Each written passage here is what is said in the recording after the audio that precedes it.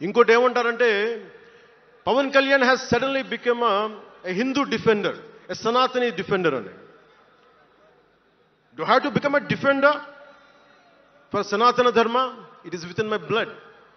I don't have to prove it. ఈరోజు today maybe you might be seeing it today. Always I had it in my blood. నేను 21 yearsలో కూడా 14 ఏళ్ల వయసు నుంచి right from the age of 14 I was doing deeksha. 14 సంవత్సరాల నుంచి ఎప్పుడు అయ్యప్ప దీక్ష చేసేవాడిని. మొన్నే మా అన్నయ్య, మా నాగబాబు, మా అమ్మ, నేను ఒక ఫోటో చూపించారు ఎవరో. నేను కాషాయ బట్టలో ఉన్నా. మా అన్నయ్య, మా పెద్దన్నయ్య, మా చిన్నయ్య, మా పెద్దన్నయ్య, మా అమ్మ నవ్వుతూ ఉన్నారు. నేను ఈ ఫోటో ఎలా పెట్టానంటే ఏంటి జీవితం, వైరాగ్యంతో ఉండేవాడు. అంటే నేను నా ధర్మం మీద నాకు అంత గౌరవం. సో నాకు మీరెవరు కొత్తగా సర్టిఫికేట్లు ఇవ్వాల్సిన అవసరం లేదు. నేను మీకు ప్రూవ్ చేసుకోవాల్సిన అవసరం అంతకంటే లేదు. అంటే చిన్నప్పుడు ఎలా ఉండేయంటే పరిస్థితులు, ఏదైనా మాట్లాడదాం వీళ్ళందరితో అంటే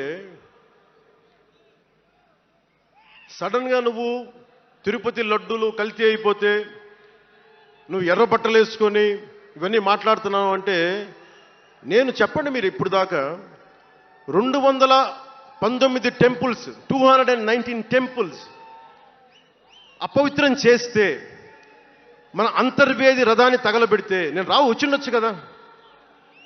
రామతీర్థంలో రామచంద్రుల వారి విగ్రహాన్ని తల నరికేస్తే నేను బయటకు వచ్చి గోల చేసి ఉండొచ్చు కదా. ఎందుకు స్టేట్మెంట్గా పరిమితం అయ్యాం?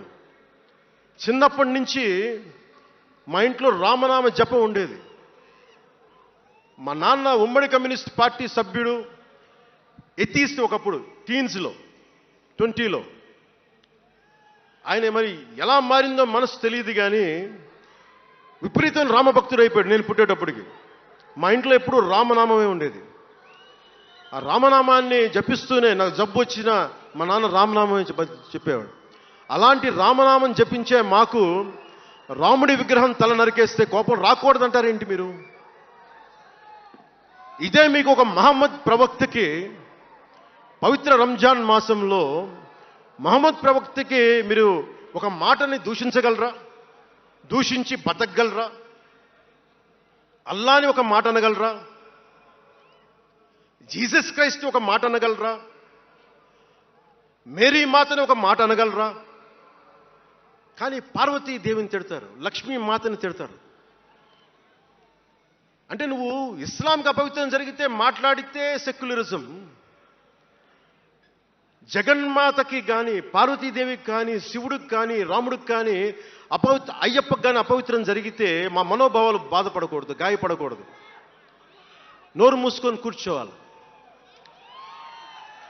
ఆ జనరేషన్ పోయిందిరా బాబు, ఆ జనరేషన్ పోయింది.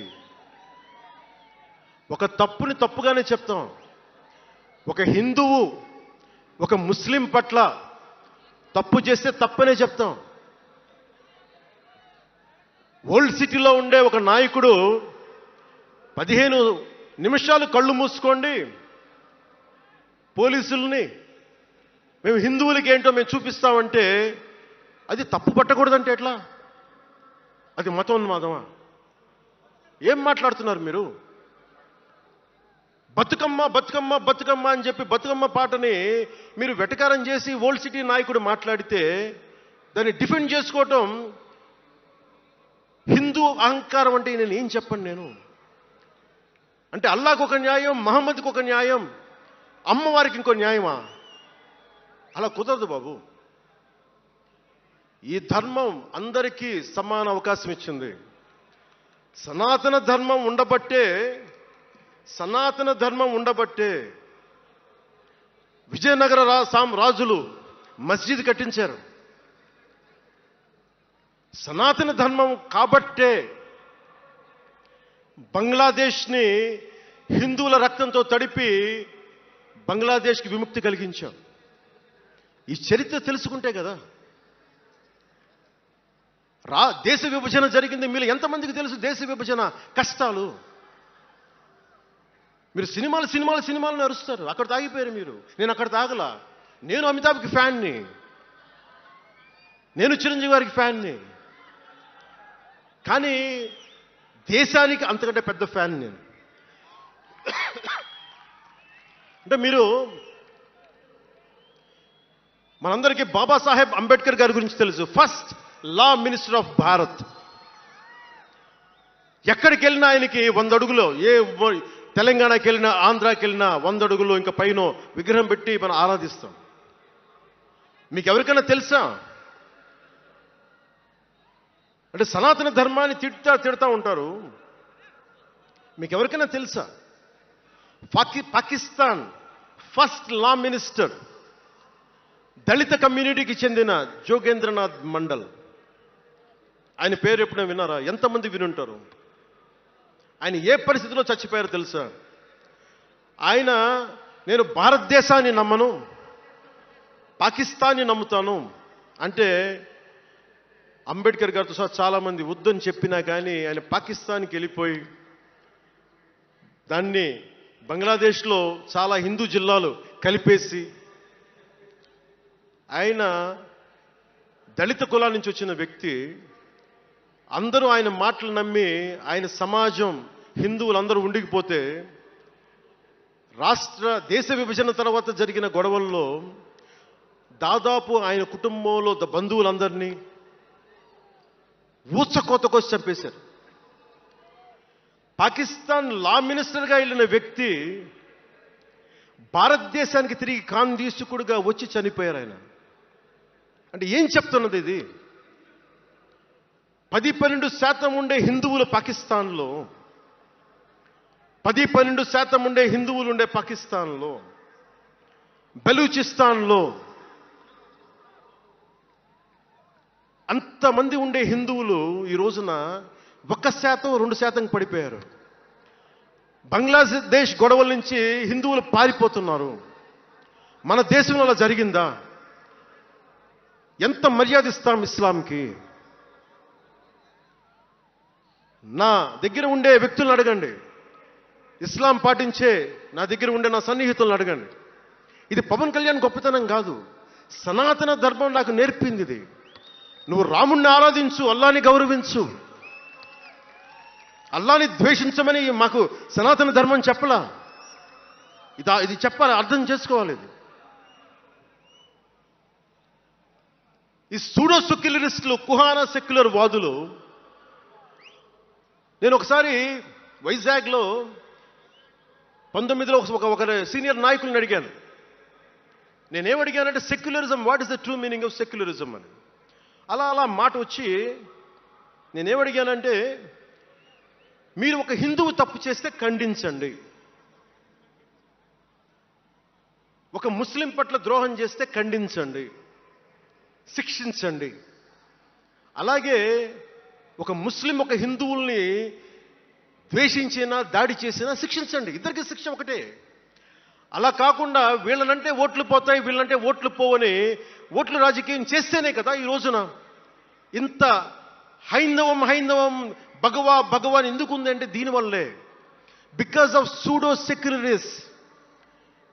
ఈ రోజున ఇది జరుగుతుందంటే because of you pseudo secularists, because of you. మీరే కనుక secularism, if you would applied in the true spirit,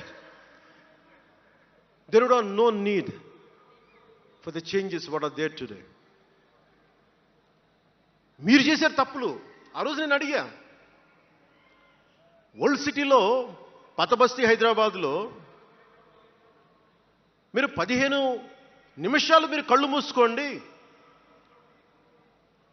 పోలీసుల్ని, మేము హిందువులకి ఏంటో చూపిస్తామంటే నువ్వు ఎవరిని ఉద్దేశించి మాట్లాడుతున్నావు? హిందూ అంటే దాంట్లో పవన్ కళ్యాణ్ కూడా ఉన్నాడు. పొద్దున్న లేస్తే నేను హనీఫ్, అబ్దుల్, మొత్తం రహీం వాళ్ళతోనే ఉంటాను నేను. కానీ నేను వాళ్ళతో ఉన్నాను కదా అని చెప్పి నాకు బాధ రాదని మీరు అనుకోకండి, తప్పది. ఓ గలత్ అయ్యి భయ్యా, తప్పది. వస్తుంది బాధ. నేను ఎవరిని నిందించట్లా. తిరుపతి కల్తీ లడ్డు చేస్తే నేను ముస్లింలను నిందించలా, క్రిస్టియన్లను నిందించలా. నేను నిందించింది దోషుల్ని పట్టుకోమనంటే చివరికి ఏం తేలారు? వాళ్ళందరూ హిందువులే కదా. నేను మాట్లాడుతుంది ఇది. This is secularism. If there is true secularism, మన నాయకులందరికీ చెప్తున్నాను, మీ అందరికీ చెప్తున్నాను, true secularism should be applied in the true spirit, not for damn convenient vote bank politics. Don't do it. Janasena is not for it. ఒక తప్పుని తప్పుగానే చెప్తాం. అంటే నేను ఎందుకు చెప్తున్నాను మీకు మాట అంటే, నారాజు గాకుర మా అన్నయ్య నజీరు అన్నయ్య ముద్దుల కన్నయ్య, మన రోజు మనకుంది మన్నయ్య అన్నామంటే డ్యాన్సులు చేశా మీ సరదా కోసం. 1 minute డప్పులతో దీంతో డ్యాన్సులు చేసి అది మీ సరదా కోసం. కానీ నా కోసం ఆ లిరిక్ రాసుకున్నా. దేనికి రాశాను? గుజరాత్లో ఆ మారణహోమం జరిగితే దానికి చాలామంది ముస్లింలు చనిపోతే బాధతోటి నా హృదయం స్పందించి మాస్టర్జీ అనే ఒక ప్రజా కవి చేత నేను రాయించాను ఆ పాట.